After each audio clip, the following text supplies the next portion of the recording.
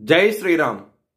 2025 ఢిల్లీ ఎలక్షన్స్లో బీజేపీ గెలుస్తుందని చెప్పడం జరిగింది. అది ఫిబ్రవరి 8వ తారీఖున అది ప్రూవన్ అయింది. ఆ వీడియో లింక్ అనేది డిస్క్రిప్షన్లో ఇవ్వడం జరుగుతోంది. అది నిజమా కాదా అనుకుంటే కనుక మీరు ఆ వీడియో లింక్ ఓపెన్ చేసి చూడండి. 2022 నుంచి 2025 ఫిబ్రవరి వరకు మొత్తం 16 ప్రొడిక్షన్స్ అనేవి ప్రూవన్ అయ్యాయి. దానికి సంబంధించిన వీడియో లింక్స్ అనేవి కింద డిస్క్రిప్షన్లో ఇవ్వడం జరుగుతోంది. సింహరాశికి అధిపతి సూర్యుడు. సింహరాశిలో మగా 4 పాదాలు, పుబ్బా 4 పాదాలు, ఉత్తరా 1వ పాదం ఉంటుంది. ఈ నక్షత్రం వాళ్ళందరికీ నేను చెప్పే సంవత్సర ఫలితాలు వర్తిస్తాయి. ఈ సంవత్సరంలో సింహరాశి వారికి ఆదాయం అనేది 11గా ఉంటుంది, వ్యయం అనేది 11గా ఉంటుంది, అవమానం అనేది 6గా ఉన్నది, రాజ్యపూజ్యం అనేది 3గా ఉన్నది. సింహరాశి వారికి ఈ సంవత్సరంలో అష్టమ శని రాబోతోంది. కెరియర్ పరంగా, కుటుంబ పరంగా, ధనపరంగా ఇబ్బందులు వచ్చే అవకాశం ఎక్కువగా ఉన్నది. చాలా జాగ్రత్త అంటూ ఎక్కువ తీసుకోండి. అష్టమ శని అష్ట కష్టాలంటూ ఇస్తుంది మీకు, కొంచెం జాగ్రత్తగా ఉండండి. రాహువు 18వ తారీఖు నుంచి అష్టమం నుంచి సప్తమ స్థానానికి రాబోతున్నారు. కేతు భగవానుడు 2వ స్థానం నుంచి లగ్నానికి రాబోతున్నారు.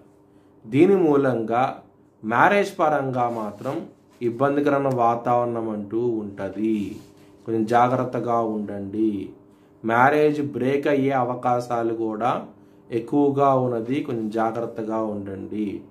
దానికోసమై మీరు రాహుకి హోమం చేయించుకోండి, రాహుకి జపం చేయించుకోండి.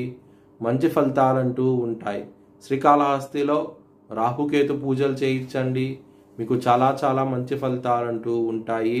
ముఖ్యంగా మ్యారేజ్ పరంగా మాత్రం, కెరియర్ పరంగా మాత్రం ఇబ్బందికరమైన వాతావరణం అంటూ ఉంటుంది. శని భగవానుడు 3వ దృష్టితో మీ దశమ స్థానాన్ని చూస్తూ ఉంటారు.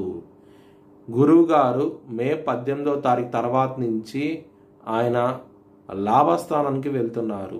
దాని మూలంగా శని దృష్టి మీ దశమ స్థానం మీద ఉంటుంది కాబట్టి అవార్డ్స్, రివార్డ్స్ వచ్చే అవకాశం ఎక్కువగా ఉన్నది. ఎవరికైతే జన్మ జాతకంలో శని బలంగా ఉంటారు. ఒకవేళ మీ జన్మ జాతకంలో కనుక శని కనుక బలహీనంగా ఉంటే కనుక కెరియర్ పరంగా మాత్రం బ్రేక్ వచ్చే అవకాశం ఎక్కువగా ఉన్నది.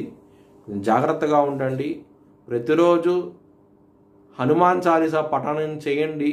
మీకు మంచి ఫలితాలంటూ ఉంటాయి.